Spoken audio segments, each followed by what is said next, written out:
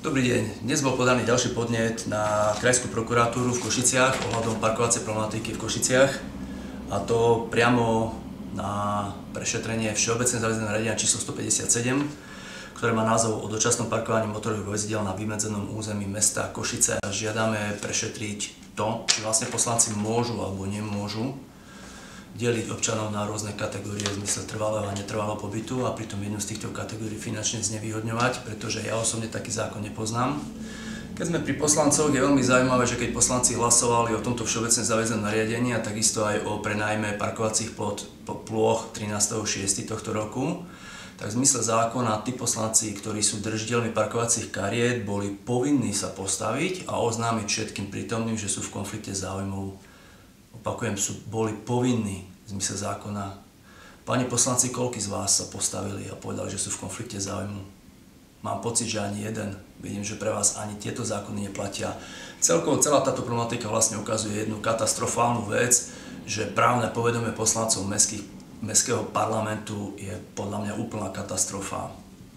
Ďalšia časť tohto podania je o tom, že dokonca ani dopravné zákony, ktoré sa týkajú parkovisk, nepoznajú niečo také ako platenie pre tých, čo majú trvalý pobyt a platené pre tých, čo nemajú trvalý pobyt a tak ďalej, tak ďalej. Predsa vy, keď niekde parkujete na parkovisku, tak tomu automatu je tu šumifúk, že odkiaľ ste, platíte nejakú hodinovú taxu, pretože všetci sme si rovní pred zákonom. A to by malo platiť to bôž na parkoviskách, ktoré patria mestu Košice, aj keď ich prevádzkuje súkromná firma.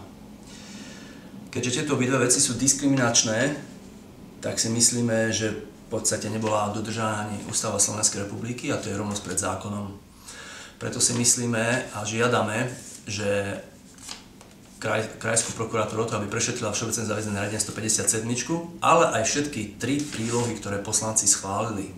To znamená, ak prokuratúra vyhovie tomuto protestu, tomuto podnetu a vydá protest, je veľmi diskutabilné, čo z právneho hľadiska nastane v Košiciach, prekopať úplne celú politiku odznovu, a keď sme pri tom kopaní, tak firmu EEI doslova vykopať, nakopať a vyhodiť z tohto mesta vonku, pretože každý deň sa dozvedáme v médiách nejaké šokujúce veci, čo naša úžasná, fantastická, vysoko profesionálna firma EEI s dlhoročnými skúsenosťami, proste to je jedna zbabraná vec za druhou.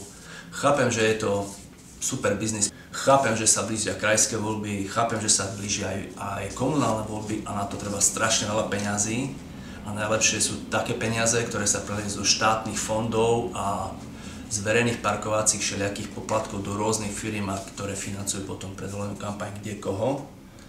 Ale osobne si myslím, pán primátor Raši, že konečne by ste mali urobiť niečo, a to niečo je zrušenie zmluvy s touto neskutočnou firmou. Pevne verím, že toto podanie na prokuratúru vám v tom pomôže. Ďakujem.